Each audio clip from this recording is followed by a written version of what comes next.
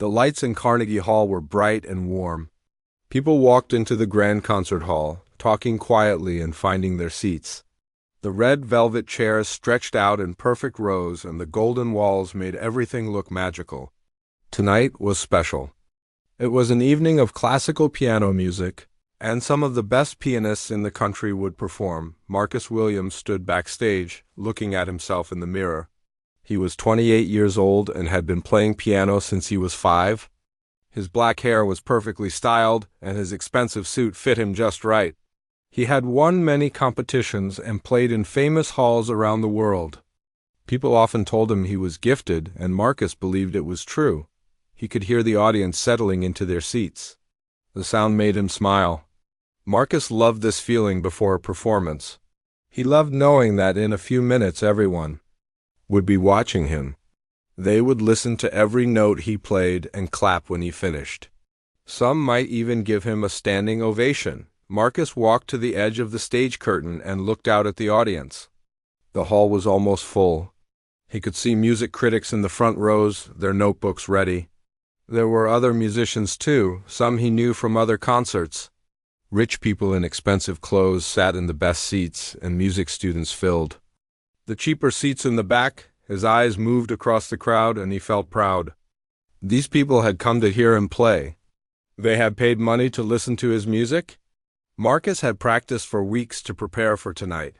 He knew every note of the pieces he would perform. He was ready to show everyone how talented he was. As he looked at the audience, Marcus noticed a woman in the front row. She was Japanese, maybe in her 50s, and she was sitting in a wheelchair. Next to her sat a younger Japanese woman who looked like her daughter. The older woman wore a simple blue dress and had her hands folded in her lap. She looked peaceful as she waited for the concert to begin. Marcus frowned a little when he saw her. He wondered why she was in the front row. Those were the most expensive seats. He thought maybe her daughter had bought the tickets without knowing much about classical music. Marcus had seen this before. Sometimes people came to classical concerts just to say they had been to Carnegie Hall. They did not really understand the music. He shook his head and moved away from the curtain. It did not matter who was in the audience. He would play beautifully, and the people who understood music would appreciate it. The others would just have to try their best to keep up. The concert manager walked over to Marcus. 5 minutes until showtime, she said with a smile. Are you ready? Marcus nodded. I was born ready, he said. He was not trying to be funny. He really believed it. Playing piano was what he did best, and he was better at it than most people could ever hope to. The manager laughed. I love your confidence. The audience is going to love you tonight. Marcus walked back to the piano that was waiting on stage. It was a beautiful black grand piano that had been tuned perfectly. He sat down on the bench and played a few quiet notes to warm up his fingers. The sound was perfect. Everything was perfect. He thought about the pieces he would play tonight. First would be a Mozart sonata, something beautiful but not too difficult. Then a Beethoven piece that would show off his speed and power. Finally, he would end with Chopin, something romantic and emotional that would leave the audience wanting more. Marcus had played these pieces hundreds of times. He could play them in his sleep, but tonight he wanted to play them better than he ever had before. He wanted everyone in that audience to remember this night. He wanted them to tell their friends about the amazing pianist they had heard at Carnegie Hall. The lights in the audience began to dim. This was his signal. Marcus stood up and walked to the center of the stage. The heavy curtain began to rise, and suddenly he could see the entire audience. Hundreds of faces looked back at him. The hall was completely quiet. Marcus bowed deeply, and the audience clapped. He could see the Japanese woman in the front row clapping politely. Her daughter was clapping too, but she looked around at the fancy hall with wide eyes, like she had never been anywhere like this before. Marcus sat down at the piano and placed his hands on the keys. The audience became silent again. This was the moment he loved most. Everyone was waiting for him to begin. Everyone was focused on him and him alone. He began to play the Mozart sonata. His fingers moved smoothly across the keys, and beautiful music filled the hall. Marcus felt the familiar joy of performing. This was where he belonged. This was what he was meant to do. As he played, Marcus could feel the audience listening. Some people leaned forward in their seats. Others closed their eyes and let the music wash over them. A few people in the back were checking their phones. But Marcus tried not to notice them. The Japanese woman in the front row sat very still. She was looking right at Marcus, but her expression was hard to read. Marcus wondered if she was enjoying the music or if she was just being polite. He decided. It did not matter. The important people in the audience would understand what they were hearing. Marcus finished the Mozart piece with a soft, gentle ending. The audience clapped enthusiastically. He stood up and bowed again, smiling at the crowd. He felt wonderful. The first piece had gone perfectly, and he knew the rest of the concert would be just as good. As the applause died down, Marcus looked out at the audience again. The Japanese woman was still clapping, but her face showed no emotion. Her daughter was clapping harder and looked more excited. Marcus thought the daughter probably understood the music better than her mother did. He sat back down to begin the Beethoven piece. This one would be louder and more dramatic. It would really show the audience what he could do. Marcus placed his hands on the keys again and began to play. The powerful music echoed through the hall, and Marcus felt like he was on top of the world. Marcus finished his second piece with a crash of powerful chords. The Beethoven had been perfect, and he knew it. The audience exploded into applause, and several people even stood up to clap. Marcus smiled widely as he took his bow. He felt the rush of success flowing through his body. The concert manager came onto the stage and spoke into the microphone. "Ladies and gentlemen, we will now take a 15-minute intermission. Please feel free to stretch your legs and enjoy some refreshments in the lobby. Mr. Williams will return shortly to conclude this wonderful evening." Marcus walked off the stage feeling proud and excited. 2 pieces down, 1 to go. The final piece would be the most beautiful and emotional of the night. He was saving the best for last. Backstage, people came up to congratulate him. Other musicians shook his hand and told him how well he was playing. Music critics nodded their approval. A wealthy woman in diamonds told him she had never heard Beethoven played so beautifully. After a few minutes of praise, Marcus decided to walk through the lobby. He liked to see the audience during intermission. Sometimes people would recognize him and want to talk. He enjoyed hearing how much they loved his music. The lobby was crowded with people, holding glasses of wine and small plates of fancy food. Everyone was talking about the concert. Marcus heard his name mentioned several times as he walked through the crowd. People were saying good things about his performance. As he moved through the lobby, Marcus heard something that made him stop. 2 women were speaking in Japanese near the refreshment table. He turned and saw that it was the Japanese woman from the front row and her daughter. They were talking quietly together, and Marcus could not understand what they were saying. The older woman in the wheelchair was speaking in a soft voice. Her daughter was listening carefully and nodding. Sometimes the daughter would respond in Japanese, and sometimes in English. Marcus moved closer so he could hear better. "The Mozart was technically very good," the daughter said in English. "But I felt like something was missing." The older woman responded in Japanese. Marcus did not understand the words, but he could hear the tone. She sounded like she was agreeing with her daughter. Marcus felt a flash of anger. Who were these people to criticize his performance? He had played perfectly. Every note had been exactly right. What did they know about classical music anyway? He looked at the older woman more carefully. She was wearing a simple dress and plain shoes. Her wheelchair looked old and not very expensive. She was probably not used to coming to places like Carnegie Hall. Maybe she did not understand how difficult the pieces he had played really were. Marcus made a decision. He walked over to where the 2 women were standing. "Excuse me," he said with a smile that was not really friendly. "I could not help but overhear you talking about the performance." The daughter looked surprised. "Oh, hello," she said. "You are the pianist. You play very beautifully." "Thank you," Marcus said. "I heard you speaking in—" He paused and made his voice sound confused. "I'm sorry. What language was that? Japanese?" The daughter nodded. "Yes, my mother and I were just discussing the music." Marcus looked at the older woman in the wheelchair. She was looking back at him with calm, dark eyes. She had not said anything yet. "I see," Marcus said. "And does your mother speak English?" I would love to hear what she thought about the Mozart. And Beethoven. She speaks some English, the daughter said. But she is more comfortable in Japanese. Marcus nodded like he understood, but inside he was thinking that the woman probably did not speak much English at all. "Well," he said, "I hope she enjoyed the music, even if—" He let his voice trail off like he was being polite by not finishing the sentence. "Even if what?" the daughter asked. Her voice sounded a little sharp. Marcus shrugged. "Oh, nothing. It is just that classical music can be very complex. Some people find it difficult to appreciate if they are not familiar with it, especially pieces like the ones I played tonight. They require a certain level of musical education to fully understand." The daughter's eyes flashed with anger, but before she could speak, Marcus continued. "I mean, not everyone grows up with this kind of music.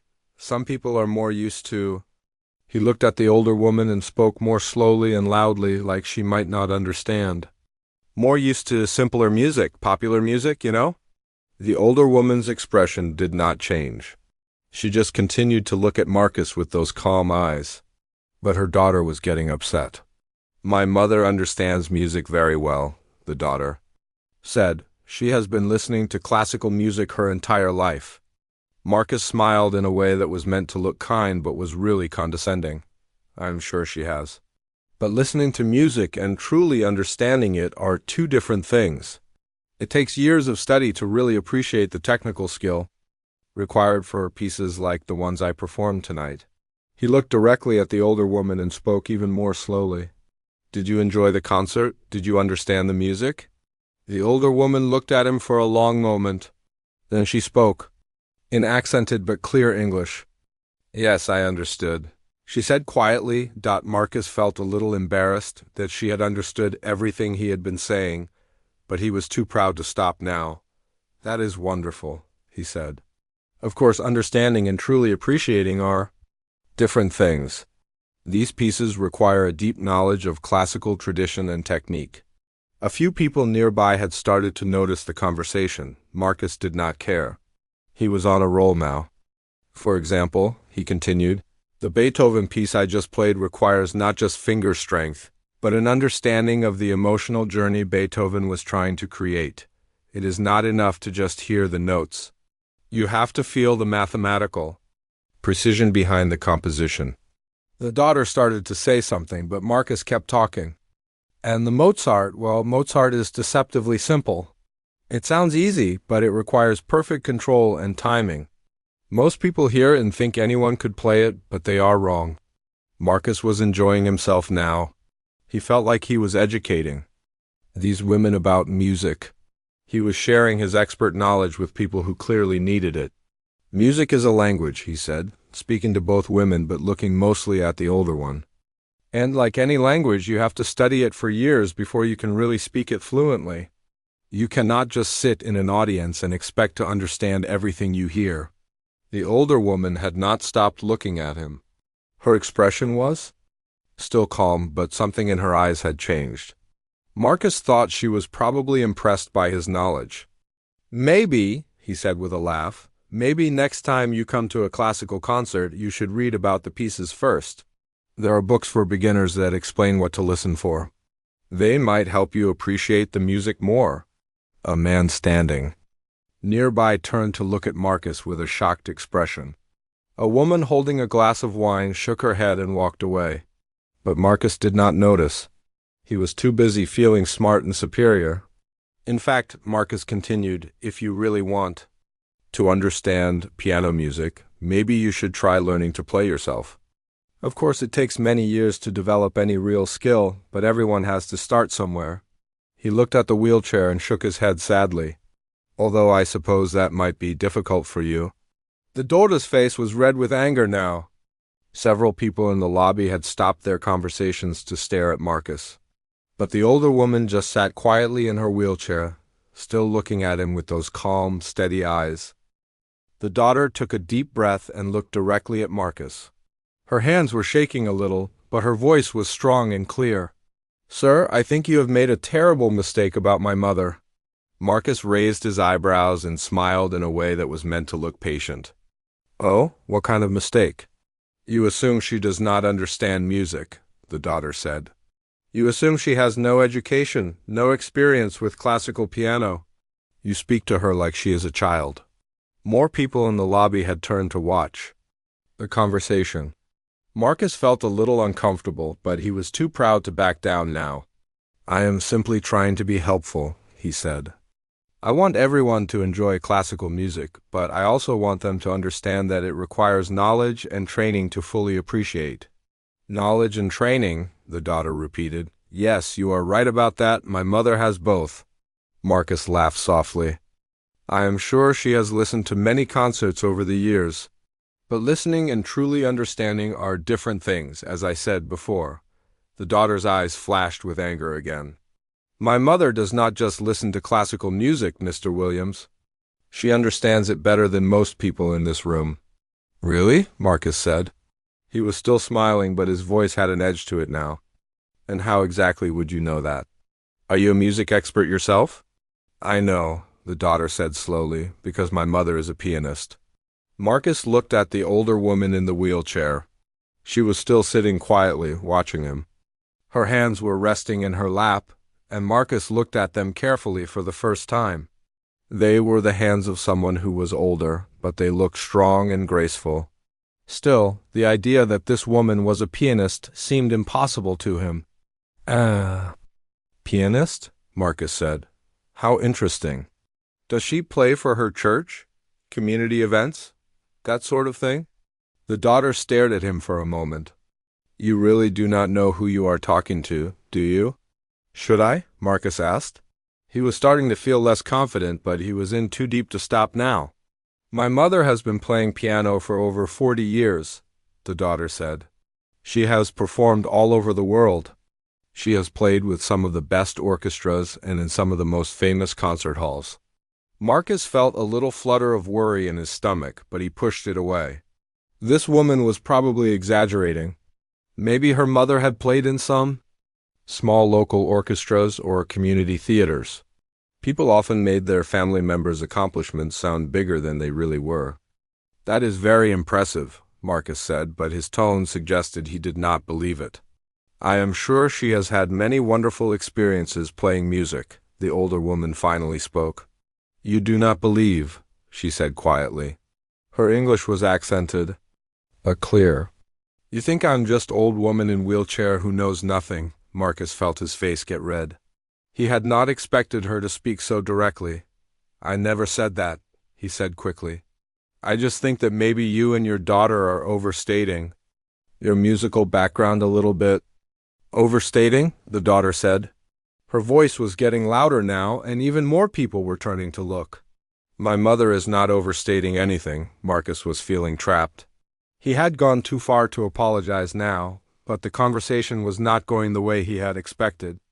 He decided to push forward and see if he could end this quickly. Look, he said, I am sure your mother is a very nice woman who enjoys playing piano. But there is a big difference between playing piano as a hobby and performing at the professional level. The pieces I played tonight require years of intensive training and natural talent that very few people possess.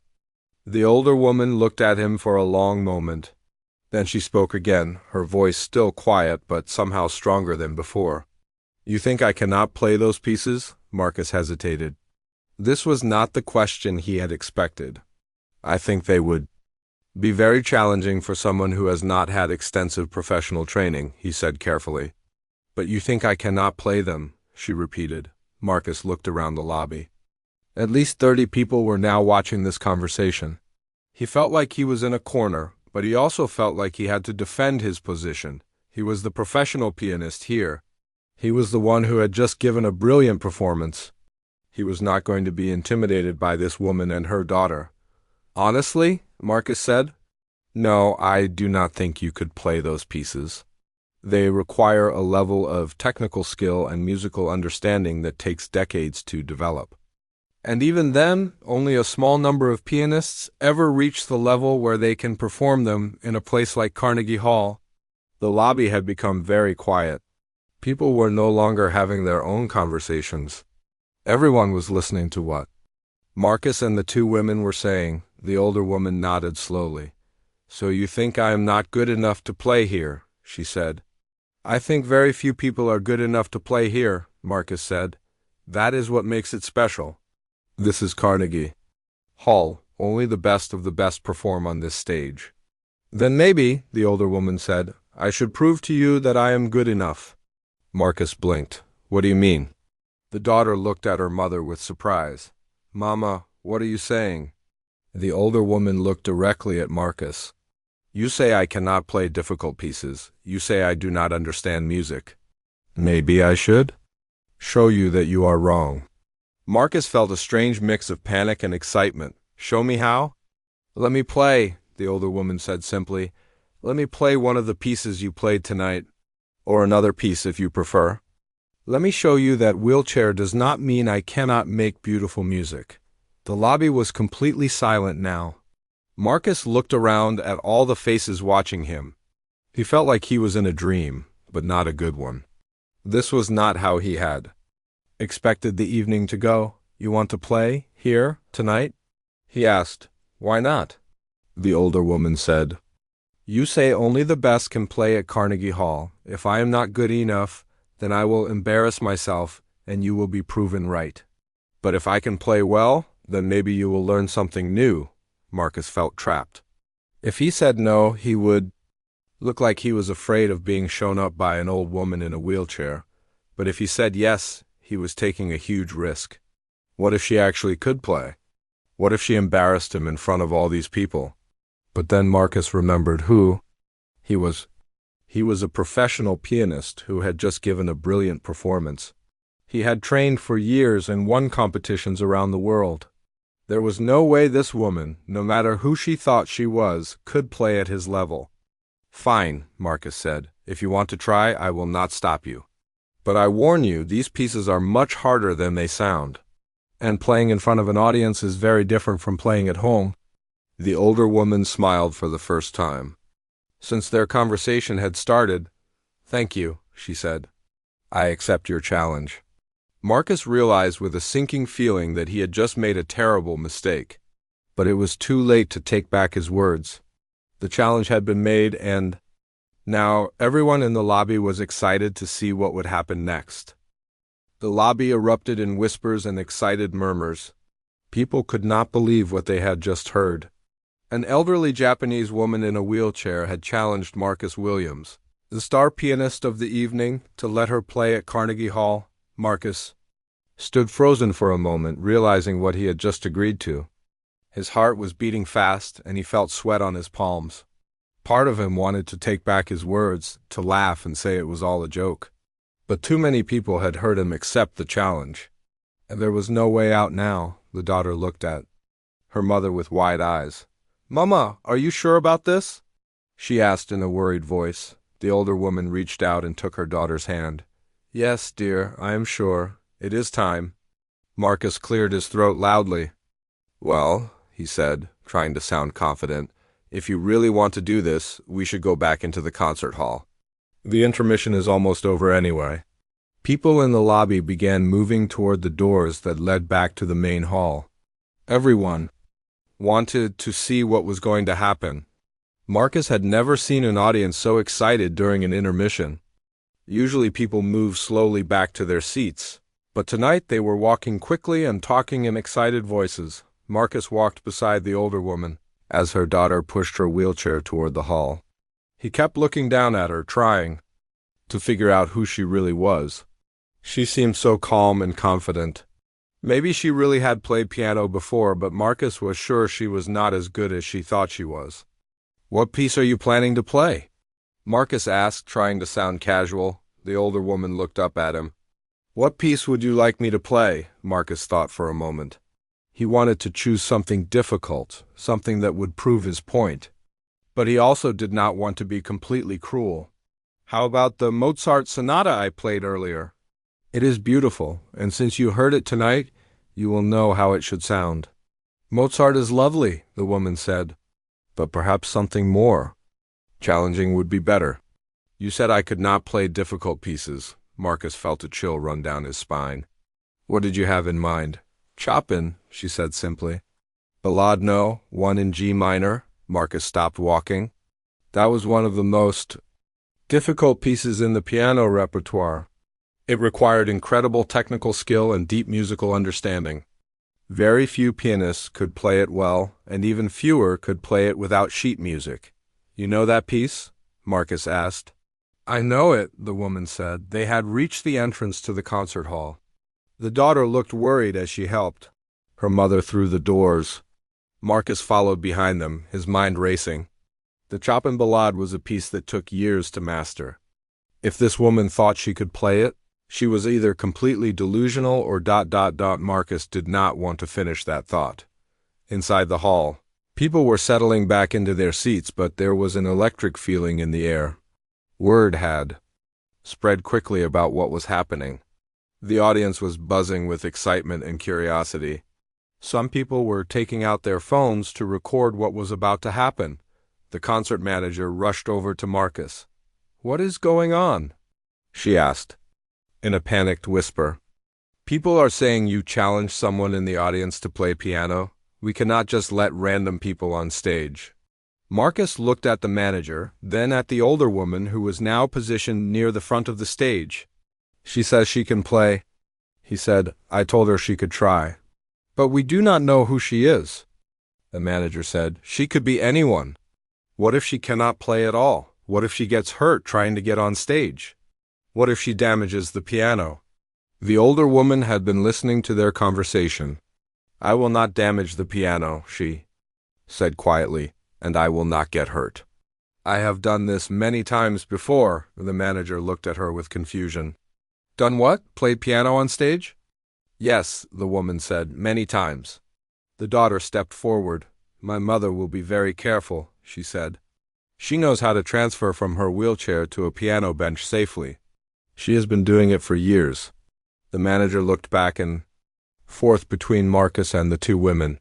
The audience was getting restless, and people were starting to call out questions about what was happening. "Fine," the manager said finally, "but this is highly unusual. If anything goes wrong, we are stopping immediately." Marcus nodded, but inside he felt sick. He had created this situation, and now he had to see it through. He walked up onto the stage and took the microphone. "Ladies and gentlemen," he said, his voice echoing through the hall. "Before we continue with the final piece of tonight's program, we have a special request from one of our audience members."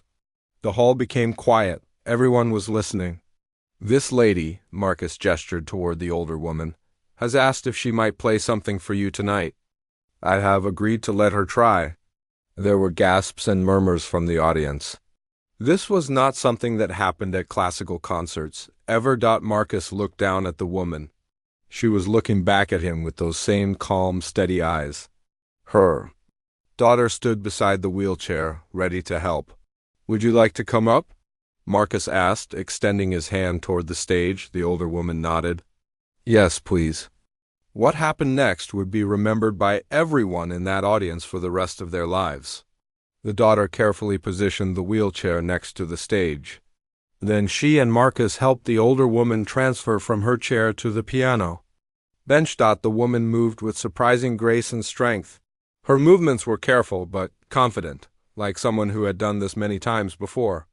She settled onto the bench and adjusted her position, making sure she was comfortable and properly aligned with the keys. The entire hall was silent.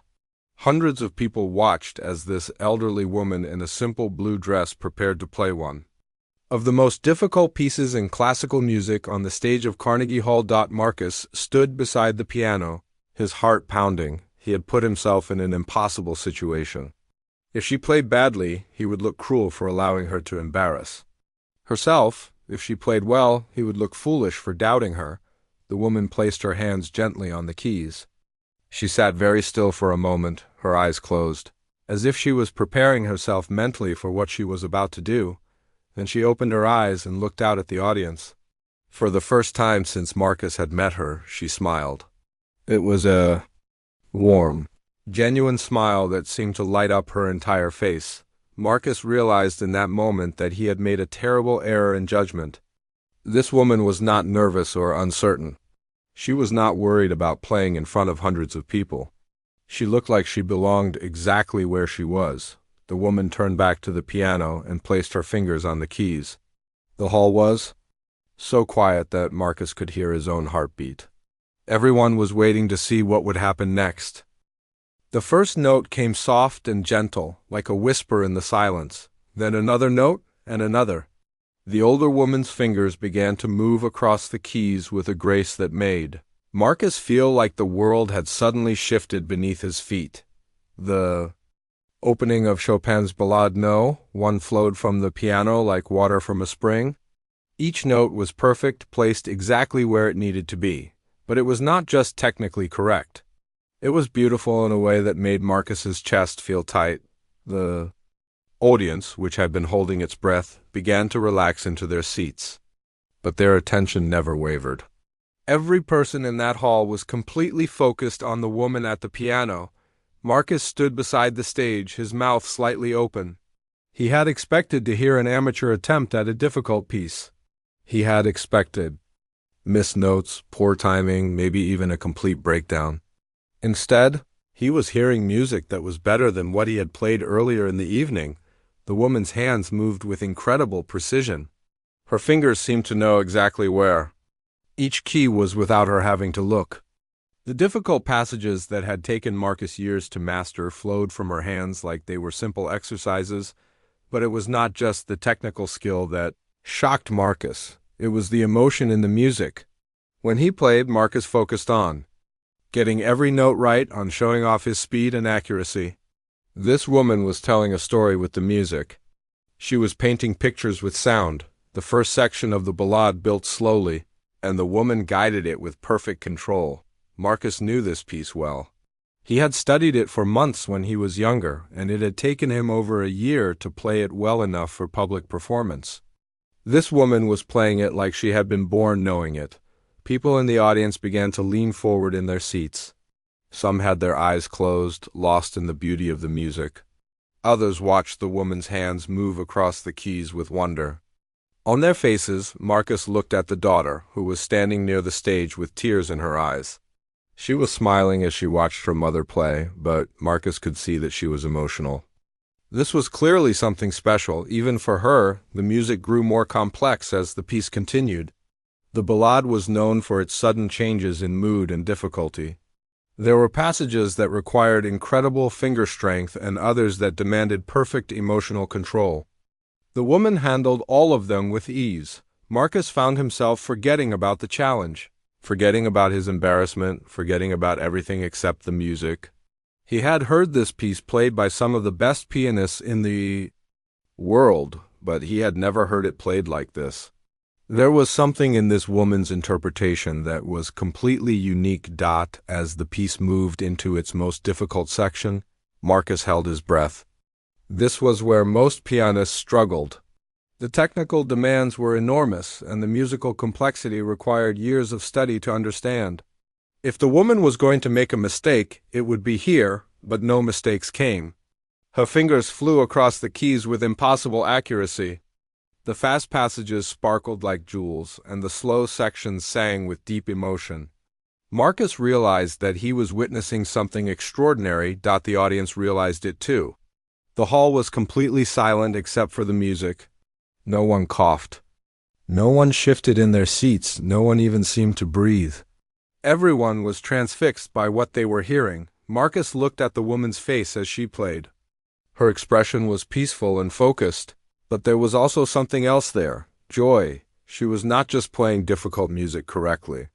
She was loving every moment of it. The piece built toward its climax, and the woman's playing became more powerful and passionate. Her whole body moved with the music, but her hands never lost their precision. Marcus could see the strength in her arms and shoulders as she brought out the full power of the piano.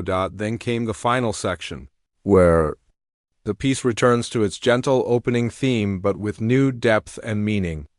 The woman played it with such tenderness that several people in the audience wiped tears from their eyes. Marcus felt something he had never experienced before during a piano performance. He felt small. All of his training, all of his awards, All of his pride in his own abilities seemed suddenly insignificant compared to what he was hearing. This was not just piano playing. This was art at its highest level. This was what music was supposed to be. The woman reached the final measures of the piece. The notes became softer and more delicate, like a beautiful dream fading away. Her hands moved with incredible gentleness, drawing the last drops of beauty from the music. The final note hung in the air for a moment that seemed to last forever. Then the woman lifted her hands from the keys and placed them quietly in her lap. The hall was completely silent. No one moved. No one spoke.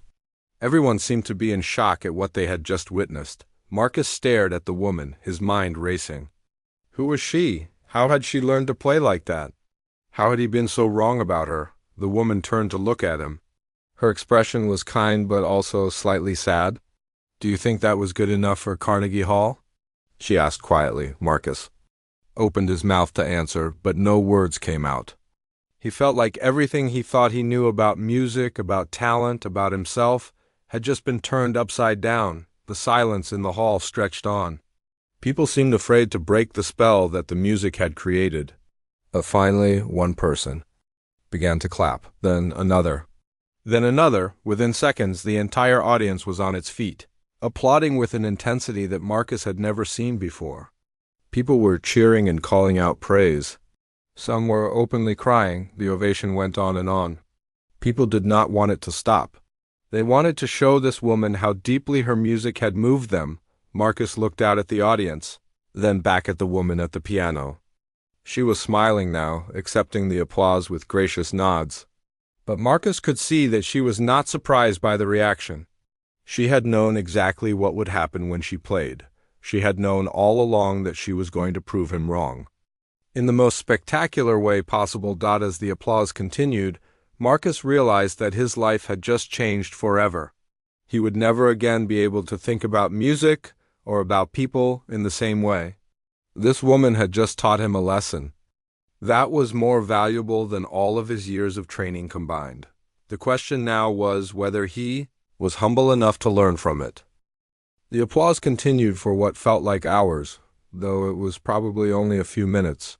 Marcus stood frozen beside the piano, watching as hundreds of people gave this woman the kind of ovation usually reserved for the world's greatest artists. Finally, the clapping began to die down, but people remained standing. They did not want to sit down. They did not want this moment to end. An elderly man in the third row called out, "Bravo! Magnificent!" His voice shook with emotion. A woman near the back shouted, "Beautiful! Absolutely beautiful." Marcus looked at the older woman, who was still sitting at the piano bench. She was smiling and nodding to acknowledge the applause, but she seemed completely calm. This level of praise and adoration was clearly not new to her. The daughter had moved closer to the stage, and Marcus could see that she was crying openly now. But these were tears of joy and pride, not sadness. A man sitting in the front row leaned forward and spoke to the daughter in an excited voice. "Miss, who is your mother?" "That was the most incredible piano performance I have ever heard." The daughter wiped her eyes and smiled. "Her name is Yuki Tanaka," she said. The man's face went white. "Yuki Tanaka? The Yuki Tanaka?" Marcus frowned. The name meant nothing to him, but clearly it meant something to this man. "You know her?"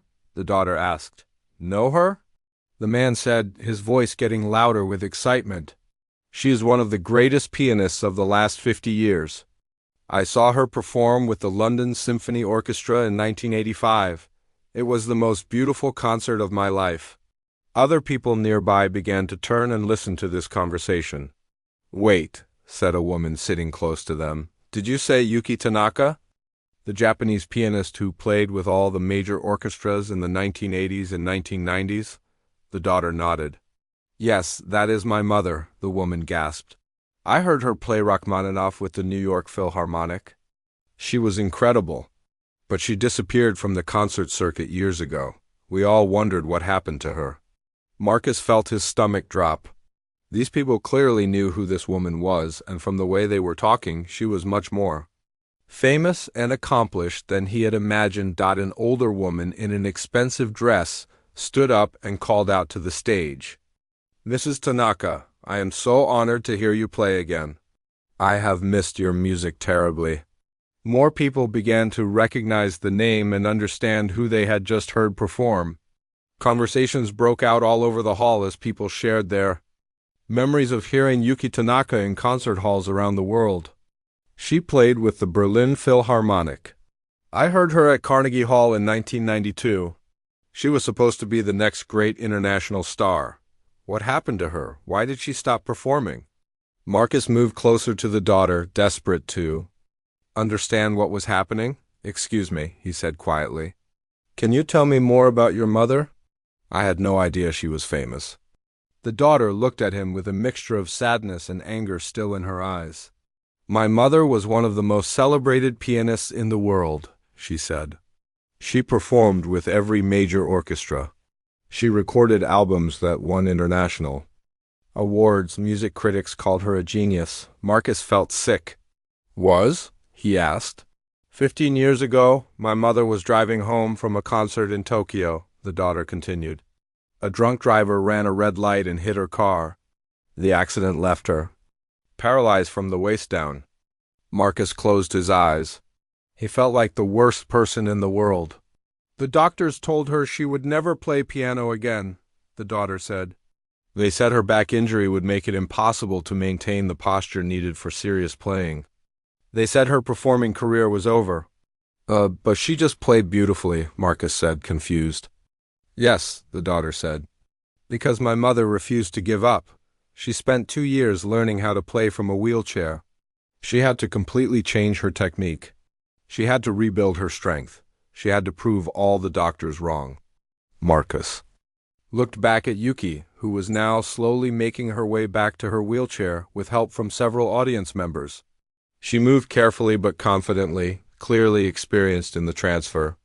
"She could have given up," the daughter continued. "Everyone expected her to give up, but music was too important to her. So she found a way to keep playing, even though it meant starting over in many ways." An elderly gentleman approached them.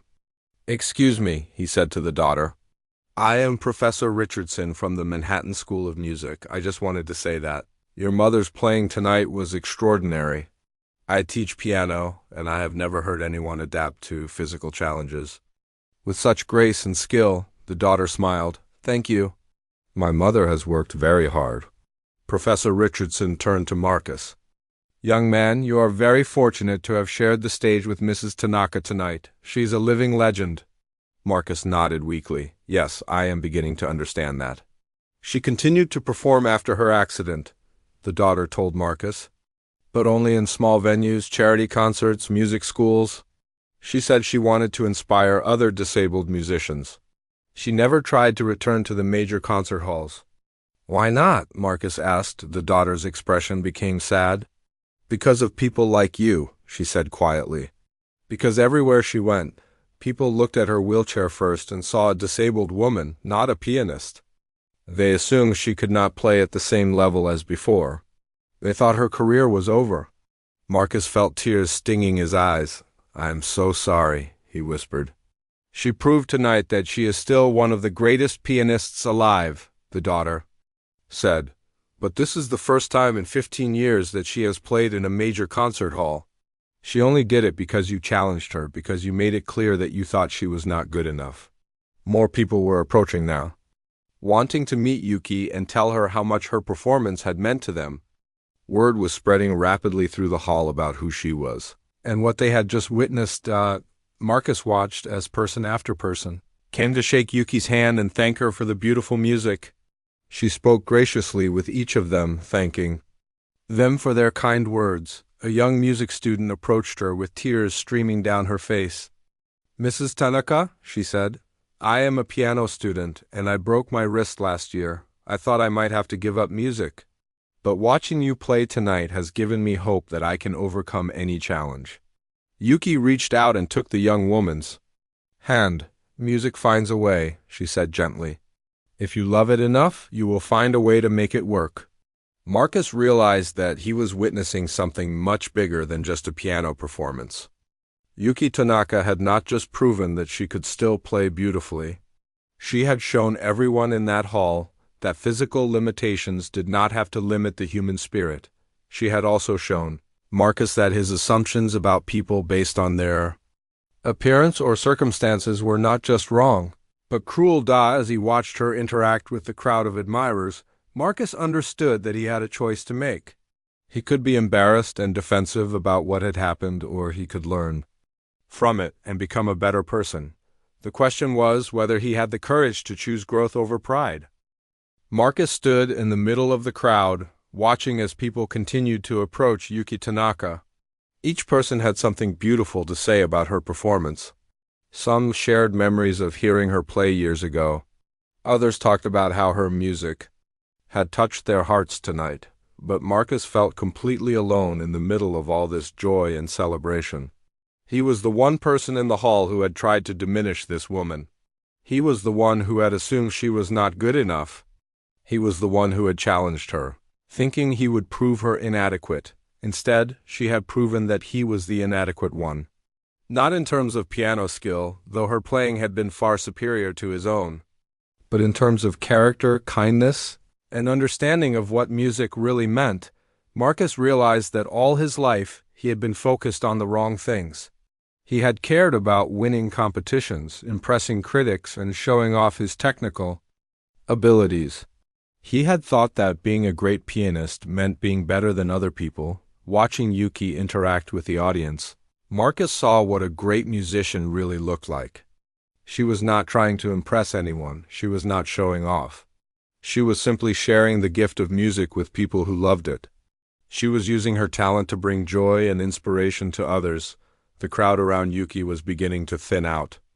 As people reluctantly returned to their seats, the concert manager had announced that there would be a short delay before the evening's final piece, to allow everyone to settle down after the extraordinary performance they had just witnessed. Marcus knew he had to do something.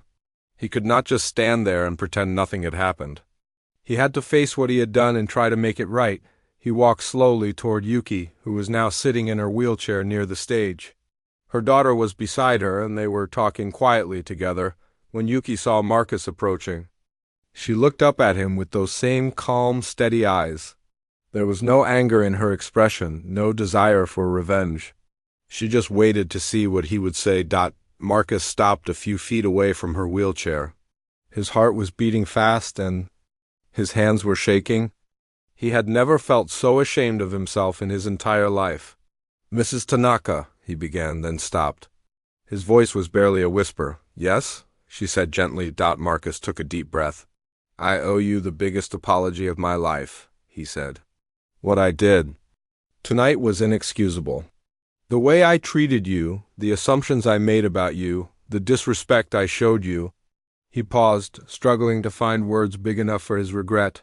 Yuki waited patiently for him to continue. "I am a professional pianist," Marcus said. "I have trained for years, and I thought that made me special.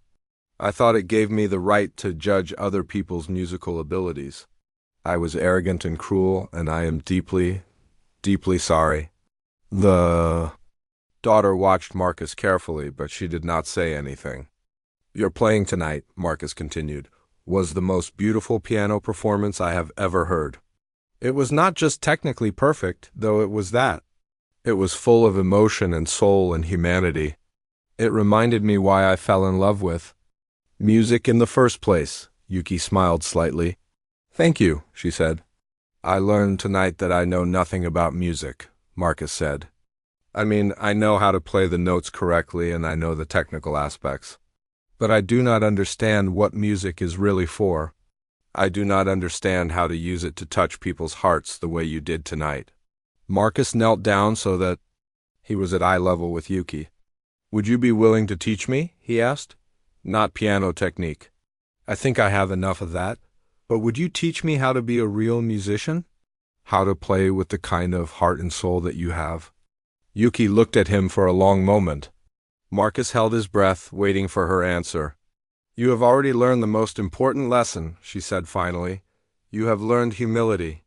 That is where all real music begins." Marcus felt tears running down his cheeks. "I am so sorry for what I said to you." I'm sorry for the way I treated you. I'm sorry for assuming that your wheelchair meant you could not be an extraordinary musician. Apology accepted, Yuki said simply. Really? Marcus asked. Just like that, Yuki nodded. Music is about forgiveness and second chances, she said. We all make mistakes. The important thing is what we do after we make them. Marcus wiped his eyes. What can I do to make this right? Yuki thought for a moment. You can use your platform to help other musicians who face challenges, she said. You can speak out about the importance of accessibility in concert halls. You can help people understand that disability does not mean inability. I will, Marcus said immediately. I promise I will. And you can remember tonight, Yuki added. Remember how it felt to have your assumptions challenged. Remember how it felt to be wrong about someone. Let that memory make you kinder to others, Marcus nodded. I will never forget tonight, he said. And I will never again judge someone based on their appearance or their circumstances. The daughter finally spoke. My mother has been working with a foundation that provides instruments and lessons to disabled musicians, she said. Perhaps you would be interested in supporting their work? Absolutely, Marcus said. I would be honored to help in any way I can. Yuki reached out and placed her hand on Marcus's arm. You are a talented pianist, she said. But tonight you have the chance to become something more important.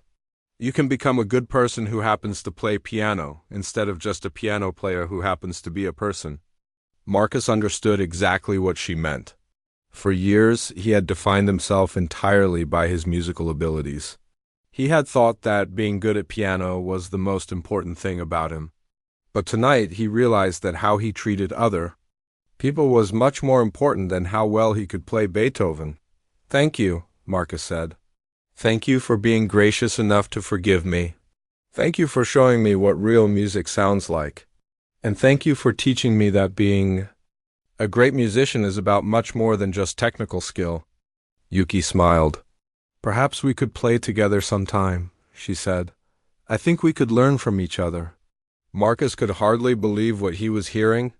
After everything he had done, this incredible woman was offering to be his friend and mentor. I would be honored, he said. I would be absolutely honored. As Marcus stood up, he felt like a completely different person than he had been just 2 hours earlier. His arrogance and pride had been replaced by humility and respect. His narrow view of music had been opened up to encompass the true power of art to heal, inspire, and unite people. He had come to Carnegie Hall tonight thinking he was going to give a great performance.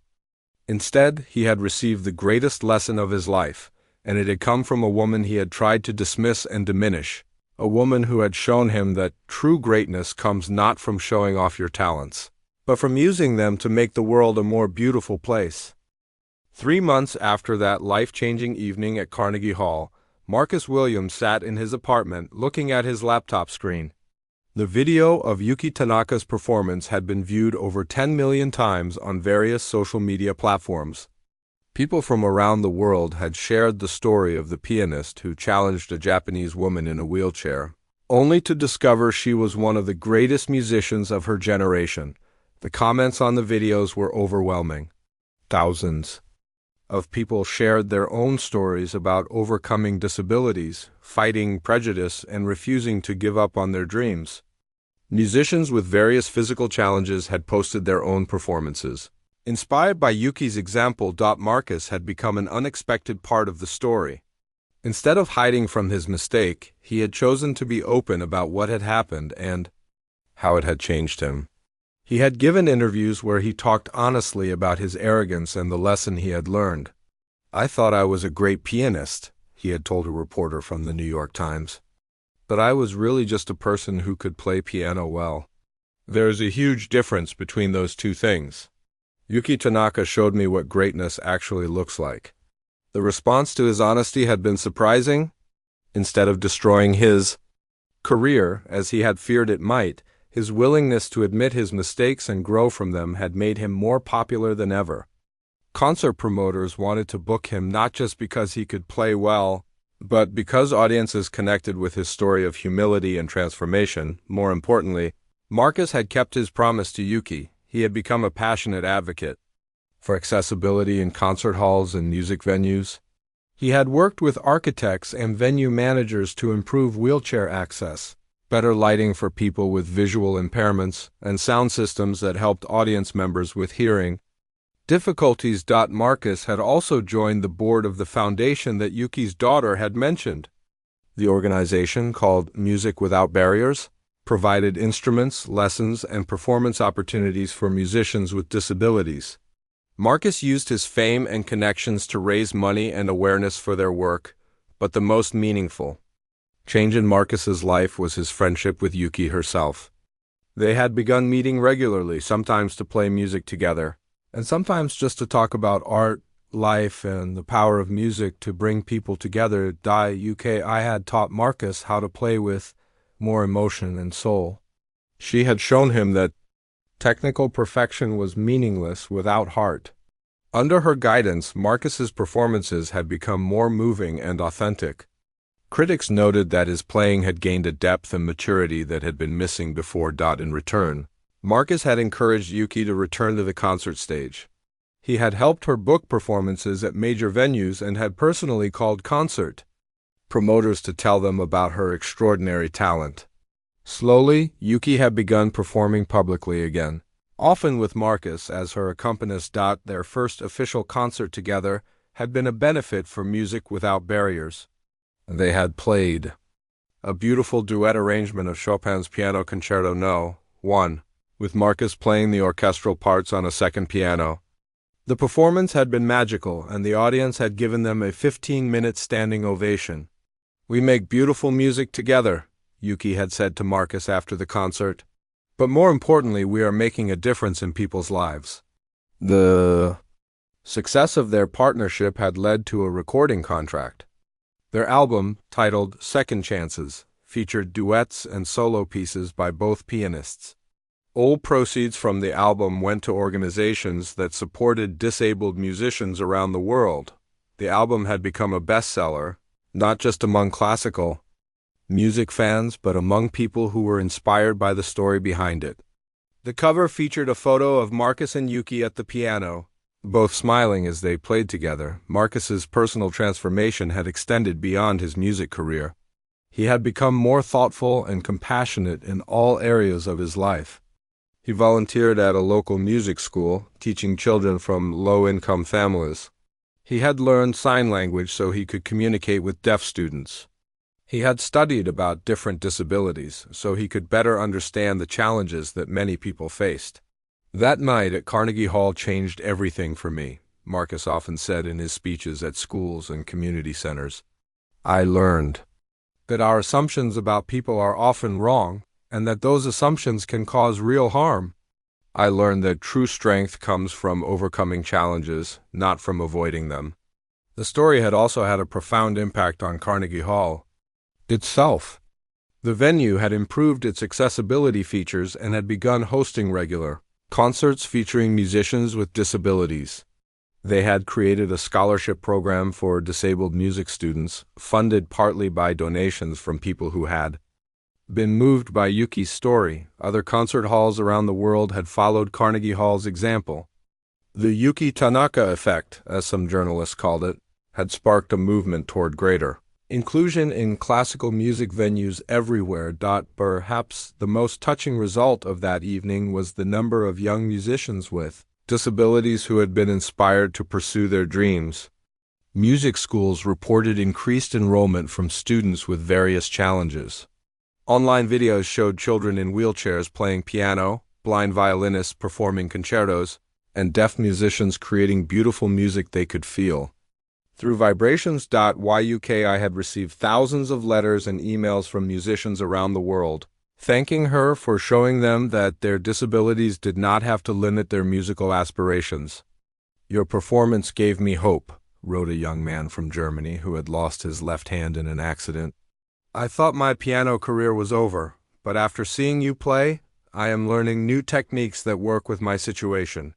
A teenage girl from Brazil wrote, "I have been in a wheelchair since birth, and I always thought I could never be a real musician. But you proved that wrong.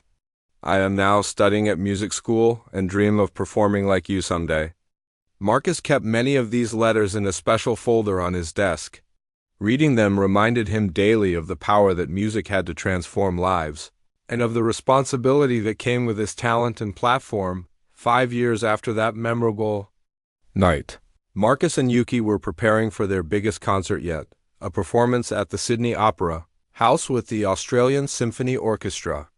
They would be playing Mozart's concerto for two pianos, the same composer whose sonata had started their unexpected journey together. They rehearsed together in Marcus's apartment. Yuki stopped playing and looked at him. "Do you ever think about what might have happened if we had never met that night?" she asked. Marcus considered the question. "I think I would have continued being successful but not really happy," he said. "I would have won more competitions and played in more concert halls, but I would have missed the whole point of music." "And what is the point of music?" Yuki asked, though she already knew his answer. "To connect people," Marcus said immediately. "To bring joy and hope and healing. To show people that they are not alone in their struggles. To prove that beauty can exist even in difficult circumstances." Yuki smiled. "You have learned well," she said. "I had a great teacher," Marcus replied. As they continued their rehearsal, Marcus reflected on how much his life had changed. He was still a successful pianist, but now he was also a better human being.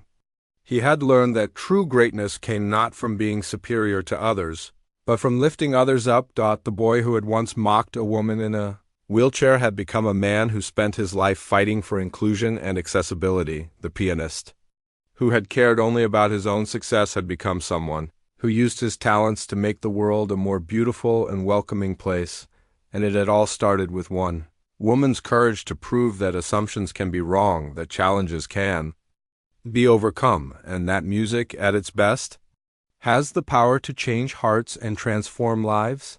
Marcus knew that he would spend the rest of his life trying to live up to the lesson that Yuki Tanaka had taught him that night at Carnegie Hall, that the most beautiful music comes not from perfect technique, but from a perfect heart.